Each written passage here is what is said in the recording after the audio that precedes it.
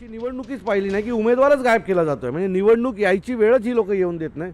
जर एवढी ह्यांची हिंमत वाढली असेल आणि एवढा जर पैशाचा माज ह्यांना आला असेल तर मला वाटतं की न्यायालयाने यांच्यावर योग्य तो निर्बंध घातले पाहिजेत. पश्चिम बंगालचा जो दाखला देण्यात आला तोही तुम्ही याच्यामध्ये अधोरेखित आम्ही हायकोर्टाचे 3-4 निर्णय आहेत सुप्रीम कोर्टाचे, ते देखील या दरम्यान काढलेले आहेत. लोकसभेच्या निवडणुकीच्या दरम्यान देखील अशी जी घटना घडली होती, त्यावेळेला बिनविरोध निवडणूक जाहीर केली होती, त्यावेळेला देखील सुप्रीम कोर्टाने या बाबतीमध्ये काही निर्णय दिलेले आहेत, ते देखील आज आम्ही समोर ठेवणार आहोत.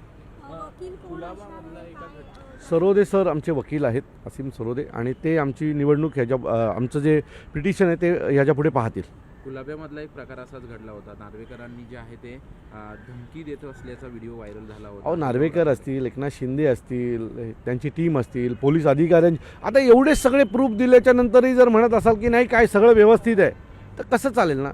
उमेदवार एकनाथ शिंदेंच्या घरी चालत चालला आहे, त्याच्याबरोबर एक पोलीस अधिकारी चालत चालला आहे. तो काय कशासाठी गेला होता? गंगेत आंघोळ करायला गेला होता का पैशाच्या?